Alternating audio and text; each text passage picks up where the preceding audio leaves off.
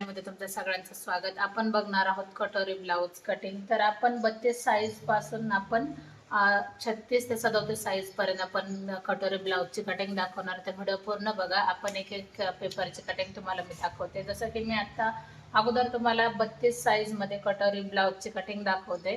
तर सगळ्यात अगोदर तुम्ही उंची तुमच्या आवडीनुसार घेऊ शकतात. तर असं काहीच नाही का मी जी उंची दाखवते त्यानुसार तुम्ही घ्या. तर आता हा मी 14 इंचावर आपण एक मार्किंग केली आणि हा ब्लाऊज होणार आपला जवळजवळ 13 इंचावर कंप्लीट.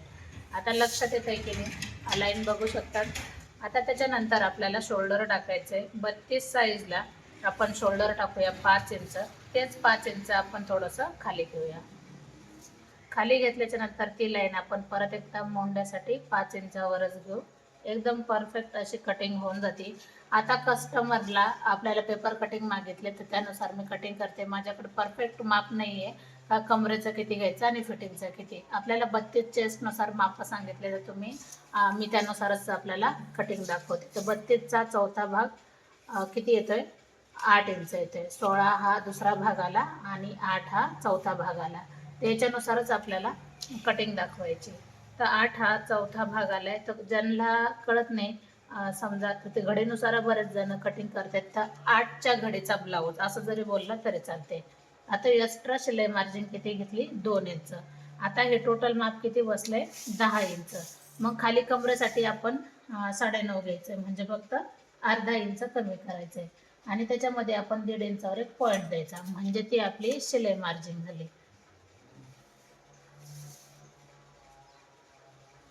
एकदम इझी मध्ये आपण कटिंग करू शकतो. आता हा आपला पाठीचा भाग एकदम कंप्लीट झाल्यासारखा 1.5 इंच आपण एक पॉईंट दिला आणि हे जे माप आले 5 इंच, तर इथे अडीचवर आपण एक मार्किंग करायची. एकदम परफेक्ट अशी कटिंग आणि कटोरी येऊन जाते. हा झाला आपला पाठीचा भाग. आता आपल्याला गळा कितीचा घ्यायचा आहे? 2 इंचाचा. तर गळा आपण 2 इंचाचा घेतलाय. त्याच्यानंतर आपण पाठीमागचा गळा 9 इंचाचा टाकू. 9चा घ्या, 10चा घ्या. परत एकदा सांगते, गळा उंची ज्याच्या त्याच्या आवडीनुसार असते, असं काहीच नाही. आता 2.5 इंच आपण ब्रॉड घेण्यासाठी घेऊ. म्हणजे जर गोल गळा घ्यायचा असेल तर खालून आपण थोडंसं रुंद करू, म्हणजे गळा आपला एकदम परफेक्ट असा येऊन जातो. तर पाहू शकतात गोल गळा एकदम परफेक्ट आहे. आता याची कटिंग करू. आता कधी पण पेपर कटिंग जर करायचे ठरले तर कात्रीचा आपल्या वेगळ्या कात्रीचा वापर करायचा, जे आपण फक्त पेपरला वापरतोय. जे आपण ब्लाऊज कटिंग करण्यासाठी वापरतो तर त्याची धार निघून जाते. तर तसं न करता आपण जे पेपरची कातर वेगळीच ठेवायची. जशी की माझ्याकडे 2 कात्र्या आहेत. मी ह्या कात्रीला फक्त पेपरवरच कटिंग करायला घेत असते. हा झाला आपला 32 साईजचा पाठीचा भाग कटोरीमध्ये.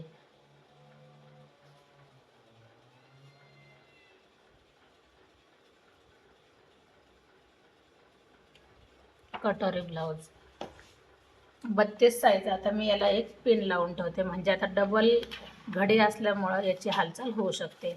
आता आपल्याला याचा काढायचा आहे फ्रंट. आता फ्रंट काढताना मी हाच भाग याच्यावर ठेवलाय.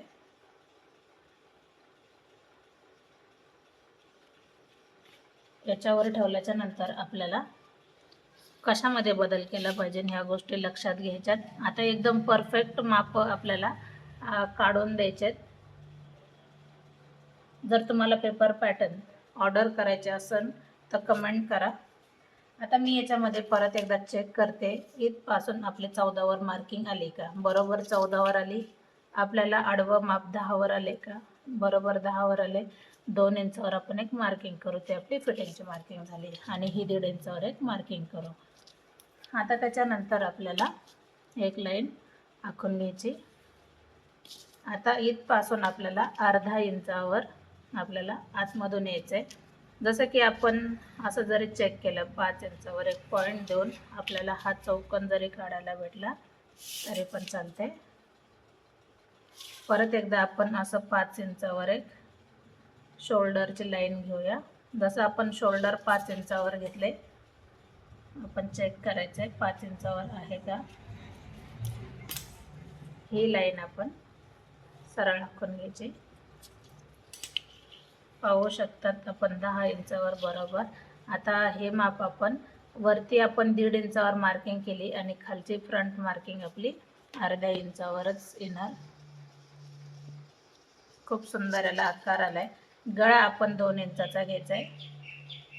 2 इंचाचा गळा झाल्याच्या नंतर आपण फ्रंट गळा 6.5 किंवा 7 इंचावर ठेवू शकता. जे आपण कटोरी ब्लाउज कटिंग करतोय लक्षात घ्या. आता वरती आपण 2 घेतले, मी खाली 2.5 इंच घेतले, कारण आपल्याला कटोरी ही ज्यावेळेस आपण ब्लाउज घालतो तो गोल गळा आला पाहिजे. याला आकार देऊन घेऊया. आता आपल्याला ही लाईन एकदम स्पष्ट दिसन याच्यासाठी आपण याला जास्त घेऊ.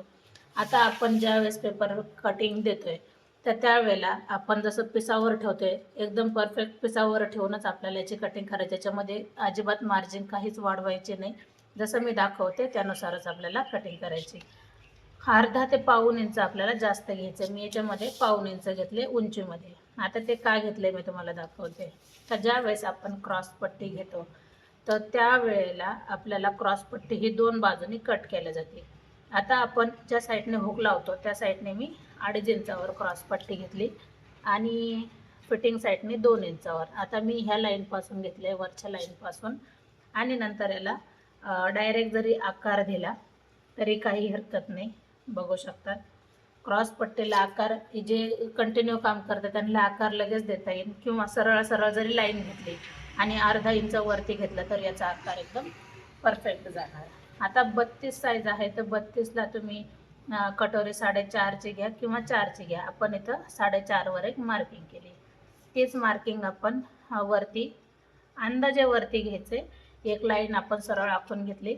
इथपासून आपल्याला 2.5 इंचावर एक पॉईंट द्यायचा आहे. म्हणजे असं तिरकं माप जरी घेतलं तरी चालते, म्हणजे हा सेंटर जरी घेतला तरी चालते. आणि इथपासून आपल्याला 1 इंच वरती यायचं आहे, किंवा 1.5 इंच जरी आला तरी काही हरकत नाही. नंतर आपल्याला याला आकार द्यायचा आहे, कटोरीला आकार द्यायचा आहे. बघू शकतात कमी वेळामध्ये आपण ब्लाऊज कटिंग एकदम परफेक्ट करते.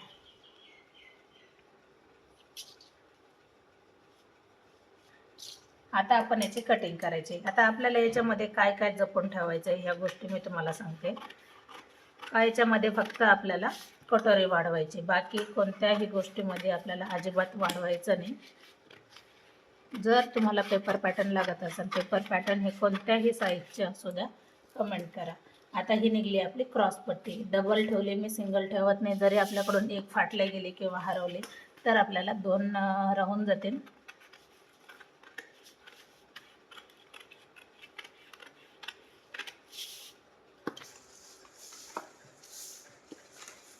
त्याच्यानंतर आपण गळा कट करू.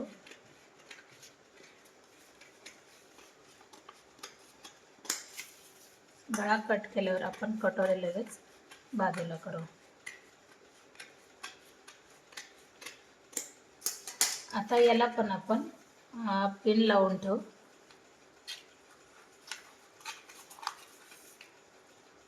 पिन लावून ठेवली व्यवस्थित. आपण क्रॉस पट्टीला पण जरी पिन नाही लावले तरी चालते. 32 साईज.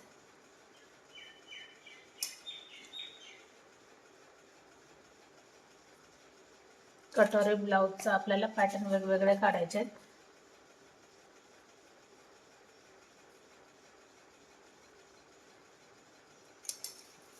आणि आता आपण कटोरी कशी वाढवायची हे तुम्हाला मी ह्या व्हिडिओमध्ये दाखवते, म्हणजे आपला ब्लाऊज हा एकदम परफेक्ट होऊन जाईल.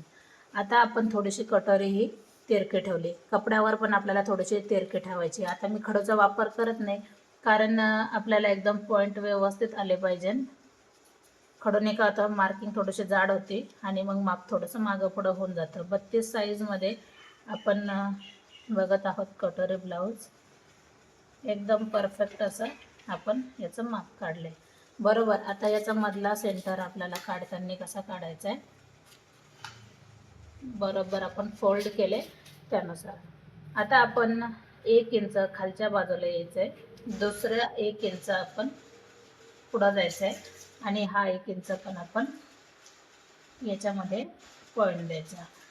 एकदम नॉर्मल, किंचित आपण बाहेर अर्धा इंचापेक्षा जास्त आणि हा अर्धा इंच एवढा आपण डायरेक्ट वरती घेतला. जसा हा गोल आकार आलाय त्यानुसार आपण याला आकार दिलाय. आता तुम्ही खडूचा जरी वापर केला तरी चालते किंवा मग आपण पेन्सिलने याला पेनाने याला कटोरीला आखून घेऊ. एकदम पॉइंट आपल्या लक्षात आले पाहिजे. बऱ्याच जणांचं होतं का ज्यावेळेस आपण कटोरी ब्लाऊज शिवतो तर त्यावेळेला कटोरी जोडताना त्याचा साईड पार्ट हा मोठा होतो किंवा कटोरी मोठी होती. तर याच्यासाठी आपल्याला 1 इंच एकदम परफेक्ट असं माप आहे हे. आता आपण याला खडूने जरी मार्किंग केली तर तुमच्या लक्षात येऊन जाईल तर किती सुंदर पद्धतीने आकार आलाय. काही डाऊट असतील तर कमेंट करा, आपण कमेंटचं उत्तर नक्कीच देऊ. आता कटोरीसाठी आपण किती इंचाचा हा टक्स घेतला पाहिजे तर सगळ्यात महत्त्वाचं आहे. आता आपण उभा टक्स ज्याला आवडतं टक्स जरी उंच असेल तर काही हरकत नाही. 2.5 वर आपण पॉईंट दिला किंवा 3 वर जरी दिला तरी बऱ्याच जणांना आवडतं. हा आपण 3 वर दिला बरोबर. आता 32 साईज आहे तर आपण 2 इंचाचा टक्स घेऊ. 1 इंच इकडच्या बाजूने घेतले, 1 इंच इकडच्या बाजूने घेतले. कधी पण चेस्टनुसार टक्स घेत चला म्हणजे ब्लाऊज हा एकदम परफेक्ट बसतो. आणि समजा आता 32 साईज आहे आणि टक्स तुम्ही मोठा जर घेतला तर कटोरी लूज बसून जाते तर ती व्यवस्थित पण वाटत नाही. आता मी डबल पेपर असल्यामुळं याला सिंगलच आहे, खालची बाजू पूर्ण तयार नाही. आता मी याला